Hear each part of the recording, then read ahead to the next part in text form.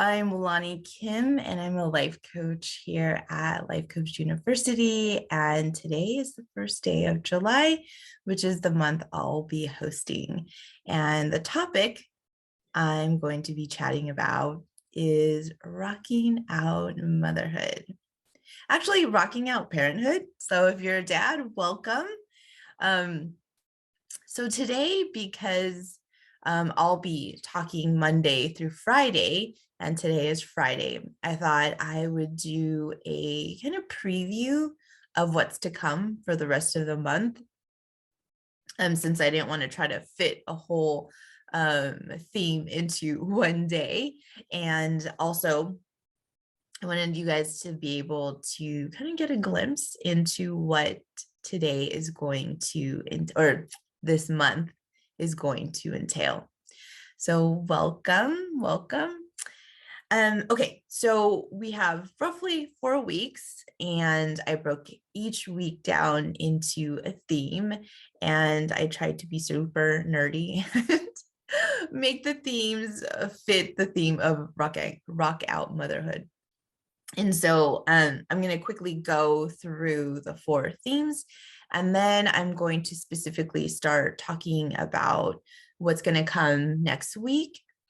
And then I'm going to go into some just rocking out motherhood, parenthood, and some interesting questions I think that are worth exploring. So, okay, so the 4 themes are going to be week 1, making the cut. Week 2 is going to be finding your groove. Week 3 is going to be the explicit version, no profanity though here. And number 4, rocking out motherhood or parenthood. Okay, so week 1, so starting on Monday, July 4th, it's going to be making the cut. And what does making the cut mean? Usually means, right, that there is some editing involved, right? So if you think of an actual movie, making the cut means some things are cut out and some things are included.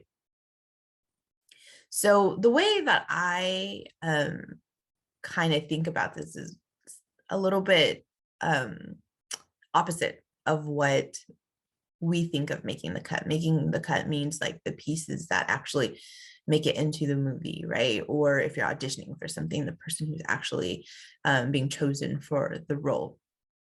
However, the way I think about it is cutting something out. And I know as parents, it's like, what? Cutting something out? No. We're trying to always do everything and trying to do more. So this next week coming up, I want to invite you to think about doing less. So I have 4 days of things that I want to share with you.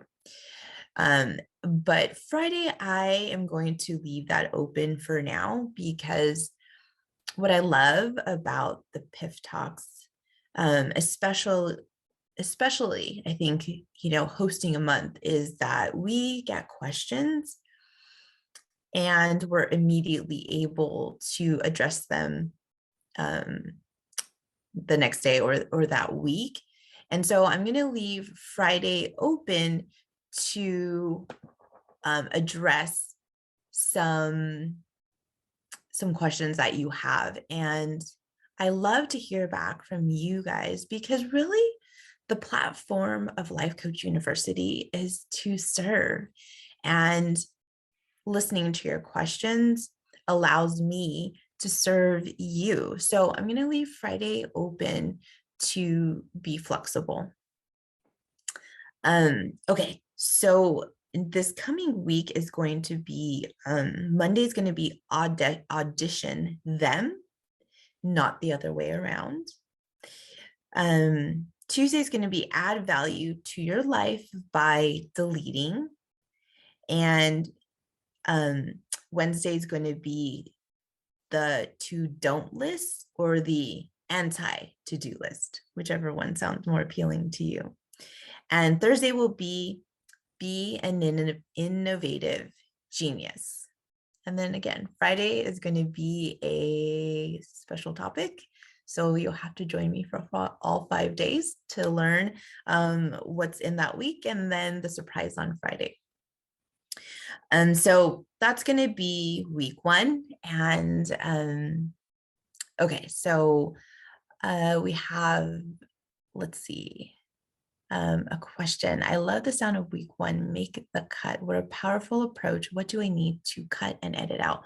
Well, you'll have to join me next week to find out exactly what that is. But hopefully those themes will help you get an idea of what it is that we're going to be talking about. And definitely, again, if there is something that more that you want to know, the Q&A is such a powerful tool for you to ask questions, for me to be able to respond to those. And I think those are so fun. I love the spontaneous questions. So thank you. Okay, so, one of the things that I think as not just parents, but in general, we go through life and we're confronted with a situation and we have these questions about the situation, right? So often we are so conditioned to have certain responses to any given situation that we just do what we're used to doing, right? But somewhere in the back of our head, we have this question of, is that the best choice? Is that the only choice? Do I really need to be doing this? Am I enjoying this? Right? But usually we're focused on a task. So these questions come in and out of our heads. And so we kind of push it into our unconsciousness because we're so focused on the task or the experience. But these questions are so important because these questions are really personal questions to us, and help us discover who it is that we really are, who it is that really helps us to be the best version of ourselves. So if you are always the mom volunteering, which is me, guilty, do you love to do that? Yes, I love doing it, but it's in certain contexts that I love to do it more than others. And so that was something I had to really be conscious of, right? Because I was always like, yes, I'll do it. Yes, I'll do it. Yes, I'll do it. So 2 thoughts that came to my head were, 1, oh my gosh, this sounds so exciting. I can't wait to help out in whatever experience it was, being the team mom, helping organize an event. But then sometimes there were things I could volunteer for, which was like, well, I could do it. I don't love to do that, but I could do it, right? And that is not where I am at my best. Now, if no one was going to do it, okay, I don't mind filling in. But often it was other people are willing to do it, but for some reason, unconsciously, like my hand just goes do do do do do do do do. It's like there's a string on it and it just goes up almost unconsciously. And so I consciously have to remind myself, why am I saying yes to this? Right. And so I want to invite you to think about that. And that's kind of along the theme of next week, right? What is it that we overdo? Maybe is the way I think about it sometimes. It's not so much that we want to completely not do something, but when are we overdoing it? And is that something we want to do? And is that something that's overall beneficial? So this is definitely one of the questions that I've had for myself. And again, an example of how sometimes we just do things without really understanding why we're doing them, right? So what I did to prepare for this upcoming month was, through last month, on my phone, I just wrote down random questions that I had at different times that I knew at that moment I wasn't going to really dive deep into, but questions that I think, I kind of think this thought a lot and I don't really examine it, right? Or I have this question a lot, or this comment comes through my head a lot, and I just haven't spent time examining it because at the time, it doesn't feel like a priority. And so I just put it into my unconsciousness or unconscious, and I just keep going on with life, right? And so this past month, I decided, okay, I'm going to jot down all these different questions that pop up in my head, because inevitably I know that you have the same questions, and they're not questions that are that I haven't heard before, or heard other people express, right? So I wrote these down. And so one of the things I wanted to share, and this is related to Rocking Out Motherhood, Rocking Out Motherhood, is sometimes we put others on the stage because we don't know what makes us shine anymore. And we often start to take on different identities, I think, or shift our identity, or maybe take on other identities. And this is what I mean. So when we step into the parent role, the mom role, we start to identify with that and start to attach ourselves to that role, right? It's not temporary. It becomes kind of who we are. And so, for instance, if you have children who are really active in something or multiple things, very often we start to identify as the provider or supporter of our children. And that is a role, yes, but it doesn't necessarily need to become who we are as something that we just do all the time, right? The way I think about it is kind of, what's a role? Maybe being an adult, right? If you're over 18, you're just an adult, right? And I think so often we kind of take on our role as supporting our kids, doing things for our kids like adulthood, like it's just something we do, but all the time, right? And instead of thinking like, oh, it's something I do, but it is not in the context of like maybe sacrificing, or in the context of staying up late to do something for your kids. It's not something we need to be 24/7. It is something that we do, right? Just like if you're at a store, right? At that moment, you're the customer, right? But if you work for a store at another moment, right, you might be the person providing the service. So maybe the cashier or the stock person, right? These are different roles that we come in and out of. So I want to ask you to examine that question, right? Sometimes we put others on the stage because we don't know what makes us shine anymore, right? We start to really pick up these other roles, and it starts to become who we are rather than just something that we do. And we start to lose our core identity through that.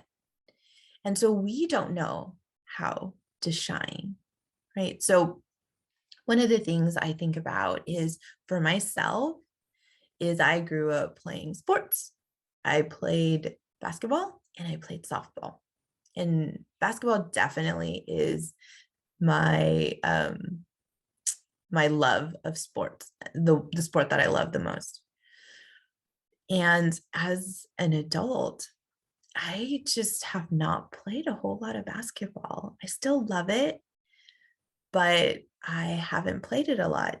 And I always joke that one of my kids needs to play basketball because it's a sport that I love. And my husband actually too, we both played high school basketball. But I kind of just cut this part of my life out.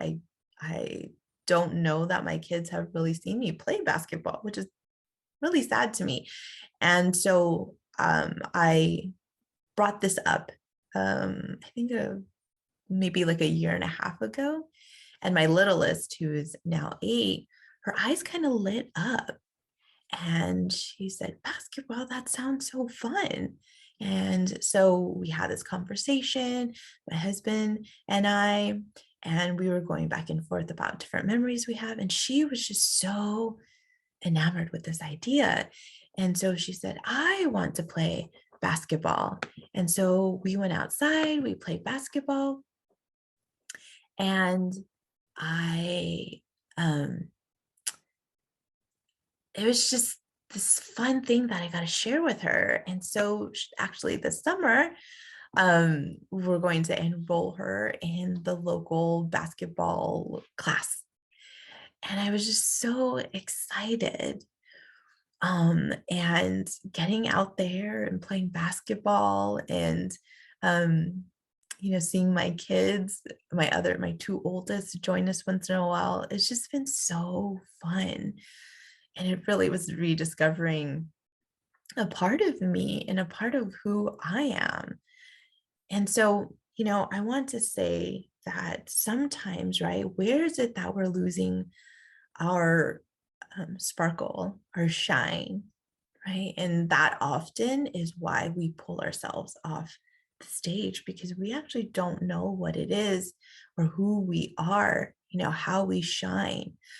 So that was definitely a question that came up to me during this month.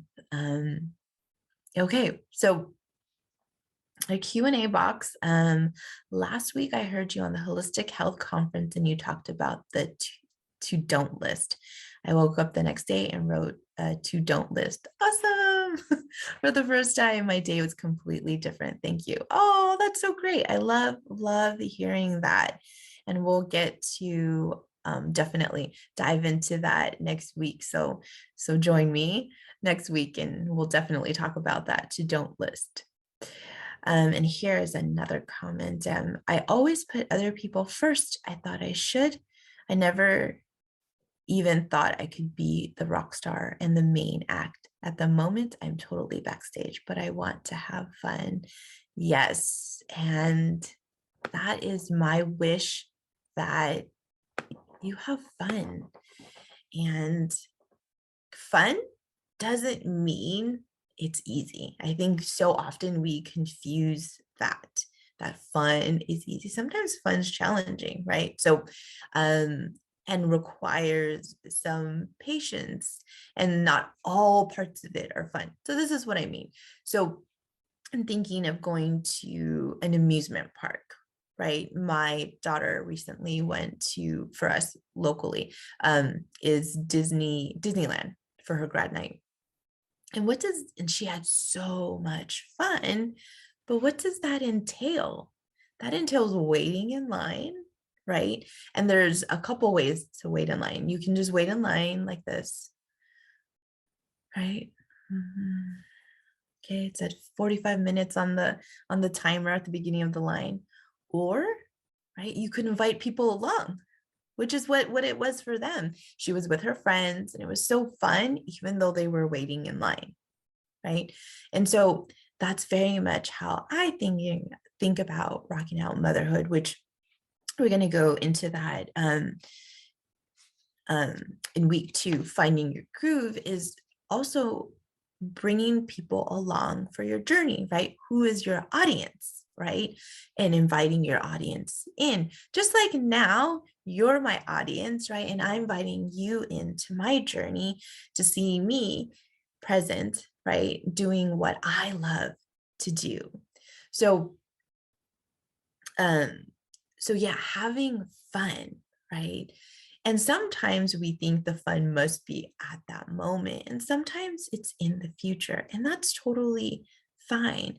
But it's knowing we're going to have fun. I think, when people schedule trips, the research that they, whoever they is, said or reported is that people actually have the highest dopamine levels during planning the trip, not during the actual trip. Isn't that so interesting? It's the planning part, right? And so, um, and so it's not the actual event itself, right? So just like waiting in line is kind of like the planning part of the pre part of it versus the actual ride. And a lot of it is that kind of anticipation, right? Of build up as we wait in line or as we plan something, right? And so bringing it back to how to have fun is really understanding that you can plan for fun. You can invest in fun. It doesn't have to be at that moment, right? We can actually anticipate it, which again, right, according to them or their research, is that planning stage is actually the most enjoyable. So, yeah, plan fun. It's okay. It's people think I think of fun as like it must be spontaneous, but you can actually plan it just like planning a trip. You can plan to have fun. So in your everyday, right? I talked about briefly the to don't list, right? What would be fun not to do?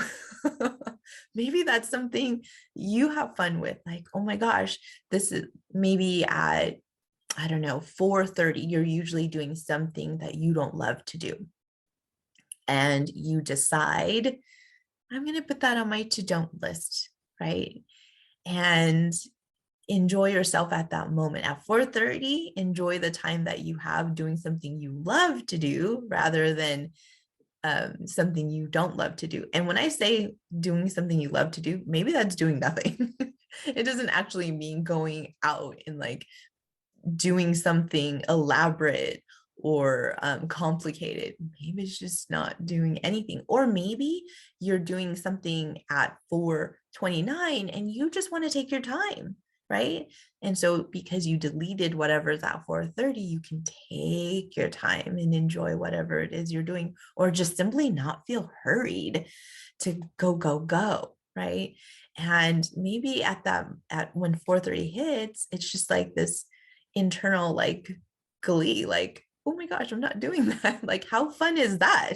My to don't list, right? And there's these different personality tests, and one of them that I took, one of the profiles was rebel. So maybe if you're a rebel, that would sound highly appealing to you. Your to don't list, right? That is how you have fun. So yeah, bring fun into your life and don't be afraid to plan for it. One of the things that I do with my kids is we have this thing called one-on-one time, and it's not perfect. There's days where we have something else to do, but for the most part, Monday through Thursday, I have a set time for my kids that I spend with them just one-on-one. And the funny thing about it is there's so much in the day that they ask me that are maybe momentary things that I could do at that moment, but either I'm in the groove or, it's like switching to another task. And that's hard for your brain, right? Your brain doesn't run super efficiently when you keep switching back and forth. And I just want to focus on one thing. And I will tell them, hey, could we put that on hold until one-on-one time? And just knowing that that one-on-one time is for them to really interact with me in a way that they want to, they're like, oh, okay. It's not like, oh, it must be done now. Um, and it kind of helps them differentiate what is like a need now and what is just a want. But just knowing that we're going to have fun during that hour, they're so willing to wait. And even if the question they have themselves is not a fun question, they're willing to put it on the back burner because they know, or not back burner, back burner and wait, because they know that we're going to do something really, really fun. And it's not them just clamoring for my attention, right? And sometimes our children do that. They'll ask us questions, or they'll bug us because they just want some attention at that time. They want to have fun with you. And so that has really helped me. And I can tell when too many days have gone by, I was not doing a one-on-one time, because then the questions start becoming more frequent and they're less willing to wait. So it's a good litmus test for me, a good measurement by whether, the one-on-one times, if we've skipped too many. Okay, another comment. I always put other people first. I thought I should. I never even thought I could be a rock star and be the main act. Oh, sorry. That was the same comment. Let me scroll down here. Sorry. Great. It would be fun to not sweep the floors when everyone has already gone to bed, right? And it doesn't mean you never have to sweep the floors, right? But just maybe for fun, that one day you don't sweep them. I think the world will go on. I think your family will wake up the next day and live on, right? So that's a don't list. If you have a rebel personality, think of it as your naughty list. What aren't you going to do? And that could be your naughty list. So that's a preview of what is going to happen this next month of July. And yeah, next week is making the cut. And like I said, though, where can we find things to cut out of our lives? And the reason I still kept the theme of making the cut is, even though I'm using that term on the flip side, right? Cutting things out purposefully instead of keeping what we cut, like, editing a film, like what makes it onto the screen, is because I think that is just as valuable as what you decide to keep, right? Like when you're editing a film, what you decide to keep, what you don't decide to keep, I think is just as important as what you decide to keep. I think those decisions are actually what makes things work so great, right? And I think of it as if you ever use this thing called Cliff's Notes, there are these notes on really well-known books that are a super condensed version. And I think that sometimes kids like to read the Cliff's Notes rather than reading the whole book, because there's so much richness in that, right? The action comes really fast and you're not reading through this long description of something that maybe is not as interesting as you thought. And I think, making the cut is very much like that. What are we keeping and what are we cutting out? I think what we choose to cut in, meaning keep, and what we choose to cut out are just both are really, really valuable. And that's really what next week is going to touch upon. So I'm super excited. So again, Monday, 12 Eastern time, if you have this link, you can go ahead and save it on your phone. And or you can simply go to Life Coach University and click that button that allows you to come into the Zoom room today. And while you're there, you can go check out the other awesome things on the Life Coach University platform. All right, so have a fantastic weekend, and I will see you on Monday.